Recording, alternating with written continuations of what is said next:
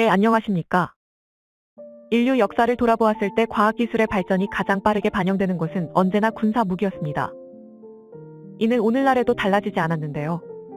현재 군사 분야에서 가장 주목받고 있는 기술 중 하나는 바로 레이저의 무기화입니다. 각국에서 개발이 진행 중인 6세대 전투기의 조건 중 하나가 레이저 병기를 갖추는 것인데요. 최근 국방과학연구소에서 KF-21에 탑재하기 위해 전투기용 레이저 요격무기를 계획하고 있다는 사실이 드러났습니다. 또한 지난달 진행된 방산 세미나에서 현대로템과 한화, LI진엑스원의 합작으로 개발될 경악할 만한 수준의 레이저 무기가 공개되어 현장에 있었던 레이시온 사관계자를 당혹하게 만들었다고 하는데요. 첨단 무기 개발의 선두에 서려고 하는 대한민국의 레이저 무기 개발 현황에 대해 살펴보도록 하겠습니다. 화려한 날개짓을 펼치고 있는 KF-21의 비상에 전 세계가 뜨거운 시선을 보내고 있습니다. 미국과 유럽의 세계 최고 수준의 미사일들과 국내 기술로 개발 중인 국산 미사일들까지 장착하며 KF-21이 5세대 전투기 최강의 화력을 가지게 될 것이라는 사실을 의심하는 사람은 없는데요. 공격 능력이 증명된 지금 그렇다면 KF-21의 방어 능력은 어느 정도 수준인지 질문이 제기되고 있습니다. KF-21 전투기의 생존성은 블록 3에서 완성되는 스텔스화로 보장받게 될 예정이지만 스텔스 기술에 맞서기 위한 고도의 탐지 및 추적 기술이 개발되고 있어 이것만으로는 안심하기 어려운 상황입니다.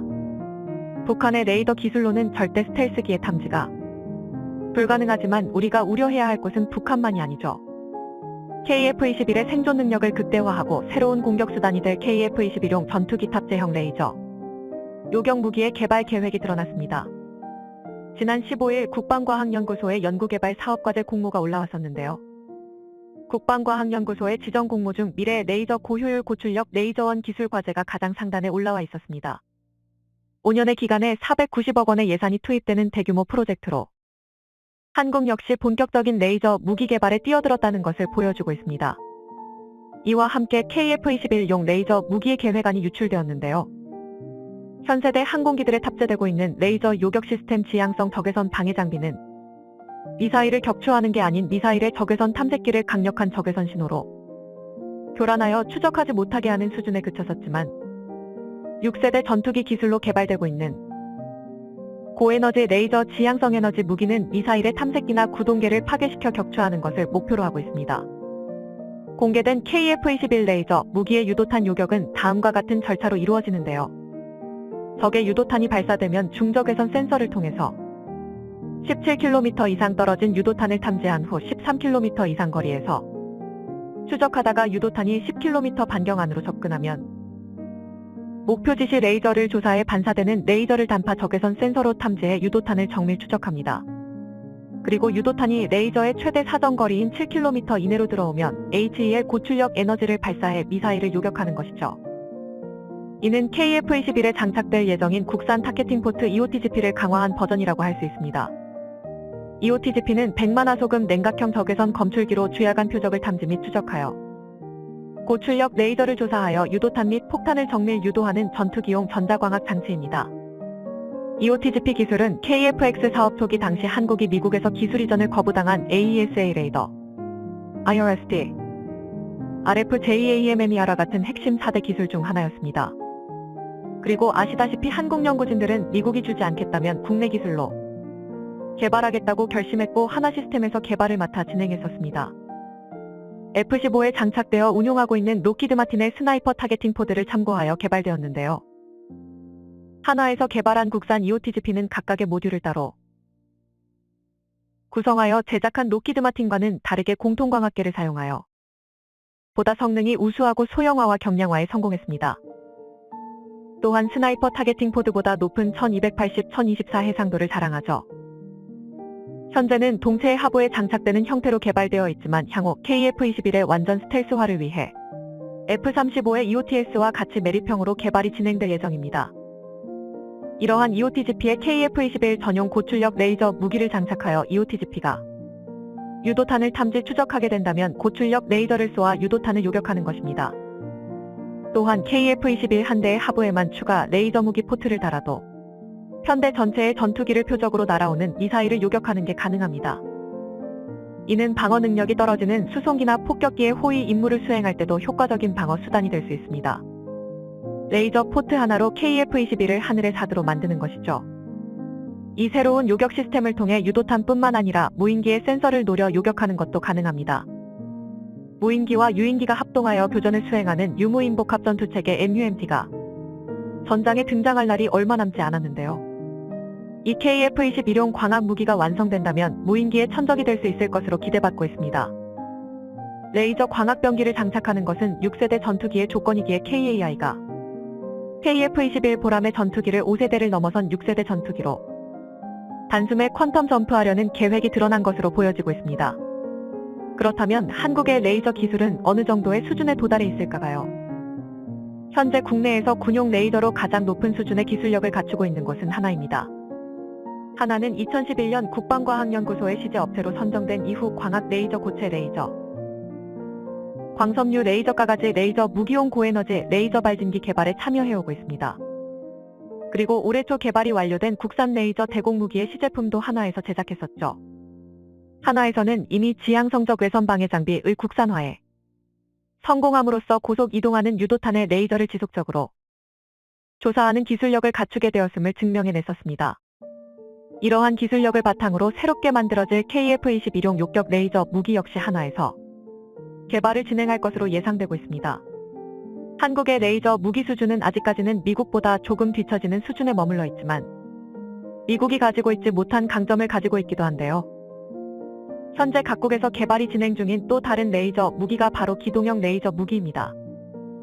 미국에서는 현재 육군에서는 운용하고 있는 스트라이커 장갑 차량에 단거리 레이저 대공무기를 장착하기 위해 개발을 진행 중에 있는데요.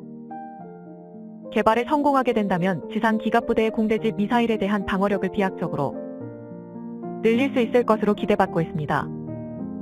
하지만 다량의 전력을 소모하는 레이저 무기의 특성에 발목이 잡히고 말았는데요. 개발에 성공하게 된다면 지상 기갑부대의 공대지 미사일에 대한 방어력을 비약적으로 늘릴 수 있을 것으로 기대받고 있습니다. 하지만 다량의 전력을 소모하는 레이저 무기의 특성에 발목이 잡히고 말았는데요. 고출력의 레이저에 적합한 전력을 공급하기 위해선 별도의 발전 차량을 끌고 다니는 수밖에 없다는 것이 현실입니다. 하지만 한국의 경우 특기 분야가 저력을 발휘할 것으로 기대받고 있는데요. 지난 2월 진행된 윤문인 전투체계 구축 및 대응 방향 세미나에서 대한민국의 새로운 레이저 병기 개발 계획이 공개되었는데요. 수소전지에 있어 최고의 기술력을 갖추고 있는 현대로템의 수소 하이브리드 특수목적 지휘 차량에 100kW급 레이저 병기를 탑재하는 계획이 공개되었습니다. 하나와 LIG 넥스원에서 개발하고 있는 고위력 레이저 무기를 현대로템의 수소전기 하이브리드 시스템에 통합하겠다는 것인데요. 현대로템에서 개발한 수소 하이브리드 시스템은 더 적은 무게와 더 긴 항속거리, 그리고 높은 출력과 전력 용량을 갖추는 데 성공했습니다. 이는 차량의 기동과 동시에 고출력 레이저 무기가 필요로 하는 고전압 전력을 공급해주는 것이 가능하다는 것입니다. 이러한 수소 하이브리드 시스템이 탑재된 차륜형 지휘 차량에 100kW급 고출력 기동형 레이저가 탑재되게 된다면 한국이 세계 최고 수준의 기동형 레이저 무기체계를 가지게 될 수 있는 것이죠. 이 놀라운 계획에 당황함을 금치 못한 곳이 있으니 바로 세미나에 참석한 미국의 방산업체 레이시온이었습니다. 미사일 요격 부분에 있어 최고의 기술력을 갖춘 레이시온에서도 경전술 차량에 탑재 가능한 레이저 무기를 개발하고 있으며 이를 드론 대응책을 강구하고 있는 우리 군에 판촉하기 위해 세미나에 참석한 것이었는데요. 그런데 이미 한국 방위업체들이 이와 유사한 무기체계를 개발하고 있었으며 기동형 레이저 무기로는 레이시온사의 제품보다 더 높은 기술력을 가지고 있음이 드러났으니 세일즈맨의 입장에서는 당황하지 않을 수가 없었죠. 게다가 레이시온에서 제시한 레이저 무기는 15kW 39급 출력의 별도의 전력 공급 차량이 필요한 형태로 현대로템의 제시안에 비해선 훨씬 뒤처져 있었습니다. 당시 현장에 있었던 관계자에 따르면 하필 발표 순서가 한국 방위업체들의 다음으로 진행되었기에 레이시온의 레이저 사업 총괄 임원 제품 유섬은 상당히 주눅이 든 상태로 발표를 진행했다고 합니다. 레이시온사 역시 보잉과 록히드 마틴처럼 앞선 기술력으로 우리나라와의 거래에서 아는 과지를 일삼아왔던 곳이기에 한방 먹여댔다는 소식에 통쾌함을 감출 수 없었는데요. 한국이 미국의 꽁무니만 보고 따라가야 하는 시절은 이제 끝이 났습니다. 후발 주자인 한국을 얕잡아보고 있던 미국 방산기업들은 이제 한국에 초월당하지 않을까가 긴장해야 하는 시점에 도달했습니다. 외적들로 사방이 애워사인 혹독한 환경에서 생존을 위해 수천 년을 투쟁해온 한민족은 살아남는 것에 있어선 믿을 수 없는 저력을 발휘해오곤 했습니다. 세계대전 이후 국제정세가 가장 불안정한 지금, 살아남기 위해 힘을 기르고 있는 한국의 속도는 옆에서 보더라도 믿기 힘들 정도로 빠르고 저돌적입니다. 그 누구도 한반도를 넘보지 못할 강력한 힘을 가지게 돼 그날 7가지 밤낮 없이 구슬땀을 흘리고 있을 방산 역군들에게 뜨거운 박수를 보냅니다.